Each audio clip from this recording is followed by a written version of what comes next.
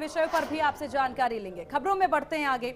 गुजरात में एक संदिग्ध आतंकी पकड़ा गया है जिसका नाम फैजान है। ये बड़ी जानकारी सामने आ रही है। आतंकी फैजान से पूछताछ उत्तर प्रदेश एटीएस करती नजर आएगी। नीतू, यूपी एटीएस की टीम अहमदाबाद रवाना हो चुकी है। फैजान के यूपी कनेक्शन की अब जांच की जाएगी और आरोपी के पास से पिस्टल 6 कारतूस बरामद भी हुआ है।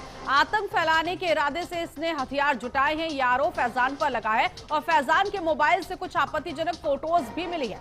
तो ये अहम खबर इस वक्त की। एटीएस अब ये जो आतंकी फैजान है इसके पूरे प्रोफाइल को खंगालेगी, इसके मोबाइल डेटा को भी अपने साथ लेगी और उसके जरिए आतंकी कनेक्शन का पता लगाने की पूरी कोशिश एटीएस की तरफ से की जानी है। बिल्कुल, यूपी एटीएस की टीम अहमदाबाद के लिए रवाना भी हो चुकी है। आतंकी फैजान, एक के बाद एक आतंकी कनेक्शंस भी सामने आ रहे हैं। इससे पहले भी कई आतंकियों को लेकर के एटीएस के द्वारा जो है संदिग्धों पर जांच की जा रही है। टीम लगातार फोकस होकर के इन पर जांच करती नजर आ रही है। फैजान के मोबाइल से आपत्तिजनक फोटो यहां पर नीतू मिलते नजर आ रहे हैं और जिस तरह से देखिए 26 जनवरी से पहले पूरी तरह से जांच होती है और 26 जनवरी के बाद आगामी दिनों के लिए भी कि कोई ऐसी घटना ना देखने को मिले, उसके लिए एटीएस लगातार जांच करती नजर आ रही है। क्या माना जा सकता है, ये जो आतंकी फैजान जो अभी आरोपी पाया गया है, जांच में कई चीजें सामने आई है, क्या इसका कोई पहले से कनेक्शन माना जा सकता है? देखिए, एक चीज तो ये है कि अभी तक जो एटीएस की तरफ से खबर मिल रही है कि जितने भी हथियार मिले हैं वो हथियार इस तरह से इस्तेमाल किए जा रहे हैं जो कि आतंकियों के पास होते हैं। तो ये एक एंगल सामने आया है कि जो भी वेपन्स इसके पास से मिला है वो आतंकी गतिविधियों में शामिल होने वाले वेपन्स है। इसीलिए यूपी कनेक्शन की जांच की जा रही है। फैजान और इस जो एटीएस है, यूपी एटीएस, वो अहमदाबाद रवाना भी हो चुकी है।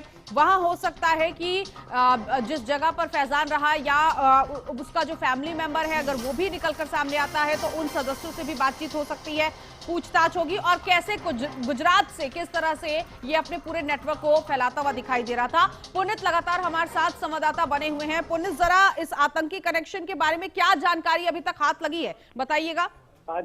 अधिक तो उत्तर प्रदेश में किसी भी तरीके की कोई आतंकवादी घटना ना होने पाए और आतंकवादी किसी भी तरीके से अपने मंसूबों में कामयाब ना होने पाए, इसके जो यूपी एटीएस है यानी कि एंटी टेररिज्म स्क्वाड है वो हर एक इनपुट पर काम करता है। ऐसे में एक इनपुट मिल रहा था कि रामपुर का रहने वाला एक फैजान है जो आतंकवादी गतिविधियों में लिप्त है। ऐसे में एंटी टेररिज्म स्क्वाड ने बड़ी कार्रवाई करते हुए आतंकी फैजान को गिरफ्तार किया, जो नवसारी से गिरफ्तार हुआ है। सुरक्षा एजेंसियों के से जो जानकारी मिली है उसके मुताबिक इसके पास से एक पिस्टल बरामद हुई है, 6 कारतूस बरामद हुए हैं। शुरुआती जांच में आतंक फैलाने का इसका एक इरादा था जिससे ये हथियार जुटा रहा था। फिलहाल इनपुट मिलने के बाद जब इसे गिरफ्तार किया गया है तो उत्तर प्रदेश एटीएस भी सक्रिय हो गई और एटीएस यहाँ से रवाना भी हो गई, क्योंकि एटीएस के पास लगातार इनपुट मिल रहे थे कि उत्तर प्रदेश से कुछ लोग पूरे देश में सक्रिय हैं और ऐसे में अब फैजान से पूछताछ होगी।